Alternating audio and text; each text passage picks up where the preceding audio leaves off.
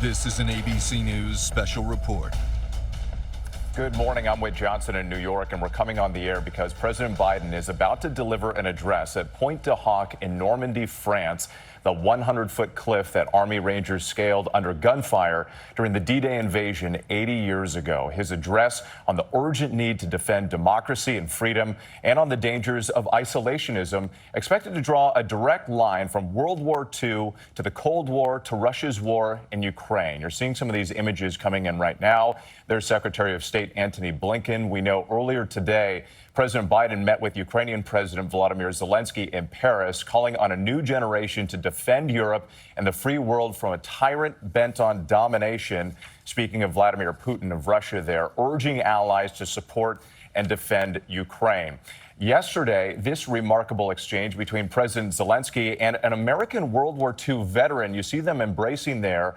That veteran telling Zelensky, "You are a savior of the people," and Zelensky then responding, "No, you saved Europe." That was a remarkable moment. And then the President and First Lady Dr. Joe Biden met with some American veterans who have traveled to Normandy, most in their 90s, some over 100 years old, many of them for the very first time since that day 80 years ago. And speaking with our David Muir, the President saying he is determined to remember their sacrifice, saying what an obligation we have to preserve what they fought for. President Biden now coming before the microphone, expected to address those themes again on that very same cliff and the beaches where 80 years ago today, a tremendous battle took place that changed the world. The president taking a moment to take it all in. Again, leaders from around the world joining him, including members of the administration. Let's listen to the president. Please welcome the 46th President of the United States of America, Joe Biden. John, how are you? Please sit down.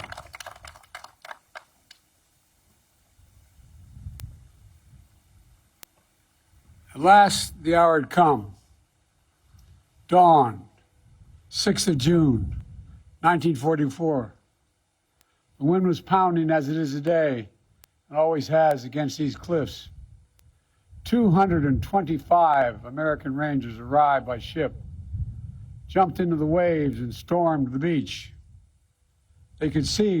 All they could see was the outline of the shore and the enormity of these cliffs. And I'd like to look, I know I'll get in trouble with the Secret Service if I go to the edge and look over, but think of those cliffs as my host just showed me. That's what we're standing on top of. All they could hear was the crack of bullets hitting ships, sand, rocks, hitting everything. All they knew was time was of the essence. They had only 30 minutes to eliminate the Nazi guns high on this cliff. Guns that could halt the Allied invasion before it even began. But these were American Rangers. They were ready. They ran toward the cliffs and mines planted on the beach by Field Marshal Rommel exploded around them, but still they kept coming. Gunfire rained above them, but still they kept coming. Nazi grenades thrown from above exploded against the cliffs, but still they kept coming. Within minutes, they reached the base of this cliff. They launched their ladders, their ropes, and grappling hooks, and they began to climb. When the Nazis cut their ladders, the Rangers used the ropes. When the Nazis cut their ropes, the Rangers used their hands.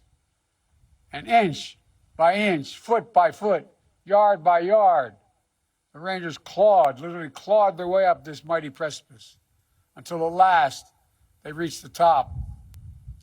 They breached Hitler's Atlantic Wall, and they turned in that one effort the tide of the war that began to save the world. Ladies and gentlemen, yesterday I paid my respects at the American Cemetery just a few miles from here, where many of those Rangers who died taking this cliff are buried. I spoke of what the fallen had done to defend freedom. Today, as I look out at this battlefield and all the bunkers and bomb craters that are still surrounded, one thought comes to mind. My God, how did they do it? How were these Americans willing to risk everything, dare everything, and give everything? There were Americans like Sergeant Leonard Lommel from New Jersey. He was one of the first Rangers to jump off his ship and run toward the cliff. He almost was shot right above the hip initially, and wasn't sure, but he was. He kept going. At one point, he was scaling the cliff. Another Ranger yelled, "I'm not sure I can make it." And Lommel yelled back with every ounce of strength he had in him, "You've got to hold on." And he did, and they did. Americans like Sergeant Tom Ruggiero from Massachusetts. A German shell hit his boat as he was approaching the shore. Everything exploded. The sergeant was knocked into the freezing water. And as he told it, he began to utter a prayer. "Dear God, don't let me drown. I want to get in and do what I'm here and supposed to do." Americans like Colonel James Rudder, Texas. When the military asked for a battalion for this daring mission, he raised his hand and said, "My Rangers can do the job." He knew their capacity. He knew the strength of their character. A few days after they scaled this cliff, he wrote a condolence letter to a mother of one of the Rangers who gave his life here. And that letter said, "A country must be great to call for the sacrifice of such men. A country must be great to call for the sacrifice of such men." And Americans like John Wardell from New Jersey. John is here. John, we love you, man. Thank you for all you've done.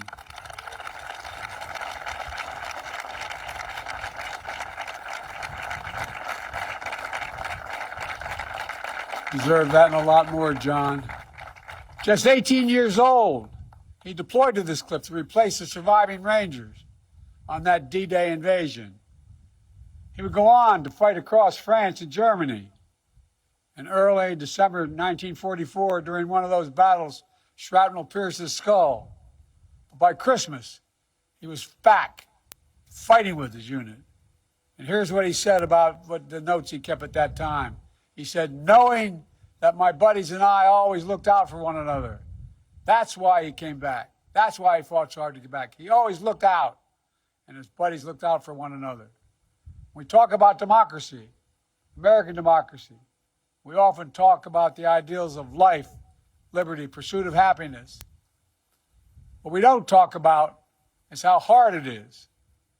How many ways we're asked to walk away, how many instincts are to walk away. The most natural instinct is to walk away, to be selfish, to force our will upon others, to seize power, never give up. American democracy asks the hardest of things, to believe that we're part of something bigger than ourselves. So democracy begins with each of us. It begins when one person decides there's something more important than themselves. When they decide the person they're serving alongside of is someone to look after. When they decide the mission matters more than their life. When they decide that their country matters more than they do. That's what the Rangers at Pointe du Hoc did. That's what they decided. That's what every soldier and every Marine who stormed this beaches decided. A feared dictator had conquered a continent, had finally met his match. Because of them, the war turned. They stood against Hitler's aggression. Does anyone doubt that they would want America to stand up against Putin's aggression here in Europe today? They stormed the beaches alongside our allies. Does anyone believe these Rangers would want America to go it alone today? They fought to vanquish a hateful ideology in the 30s and 40s. Does anyone doubt they wouldn't move heaven and earth to vanquish hateful ideologies of today? These Rangers put mission and country above themselves. Does anyone believe they would exact any less from every American today? These Rangers remembered with reverence those who gave their lives in battle. Could they or anyone ever imagine that America would do the same, wouldn't do the same? They believed America was the beacon to the world. I'm certain they believed that it would be that way forever.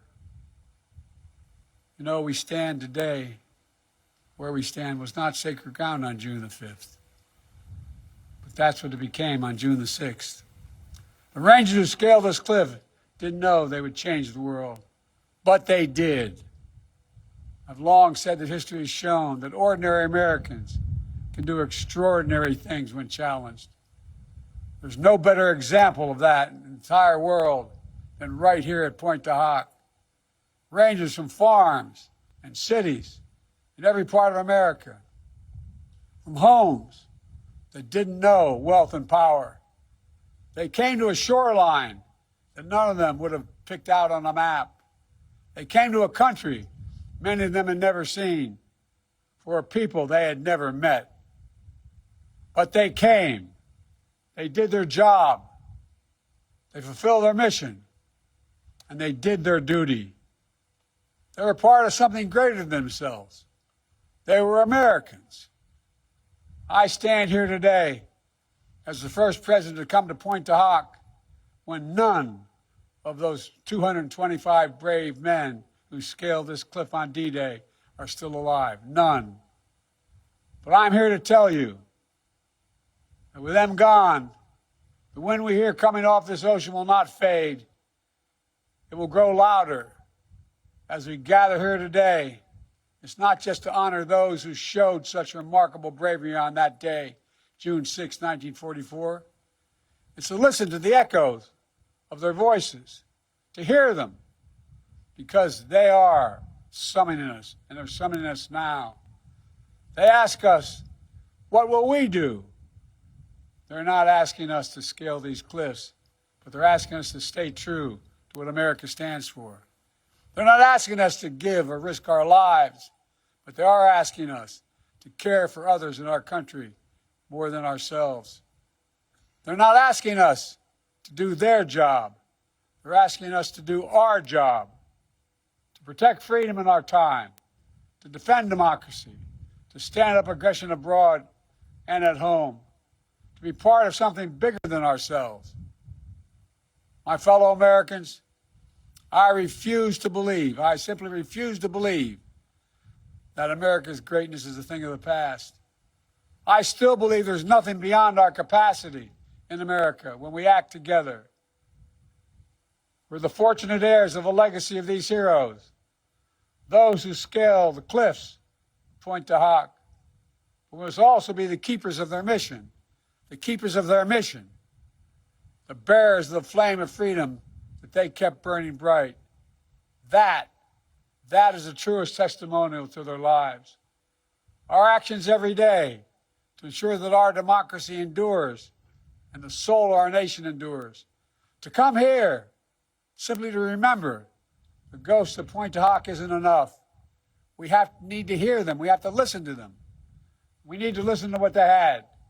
We need to make a solemn vow to never let them down.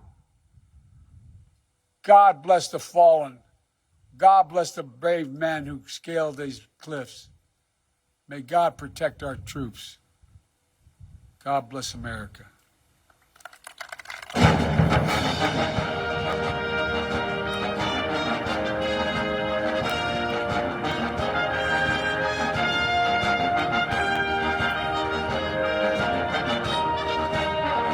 There you see President Biden leaving the stage at Pointe du Hoc, the beaches of Normandy, finishing his speech, at times referencing the World War II veterans in the crowd, praising their heroism and bravery, talking about the existential fight between dictatorship and freedom, the dangers of isolationism.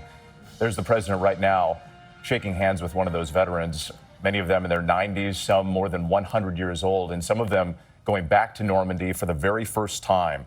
The president also making references multiple times to how hard it is to defend democracy. The president said, in speaking of those heroes, that we need to listen to the echo of their voices, to hear them, because they are summoning us. They are asking us, What will we do? Let's bring in our chief White House correspondent, Mary Bruce, who is traveling with the president and joins us now from Normandy.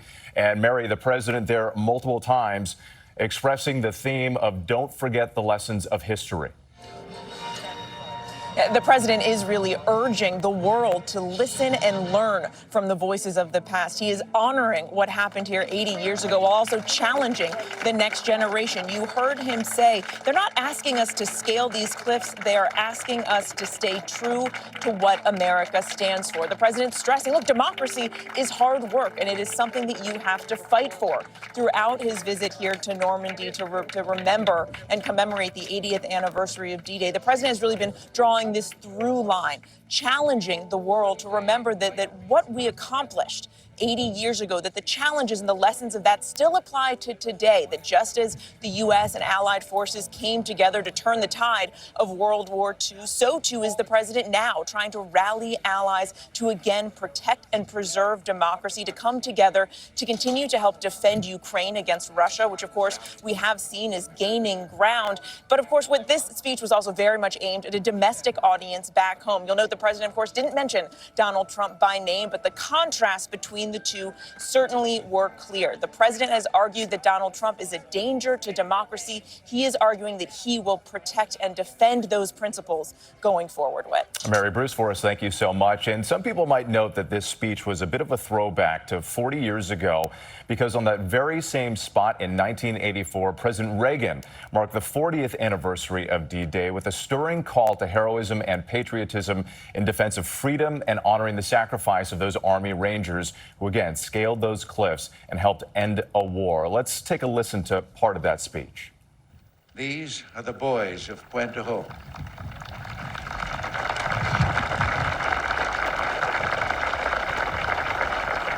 These are the men who took the cliffs. These are the champions who helped free a continent.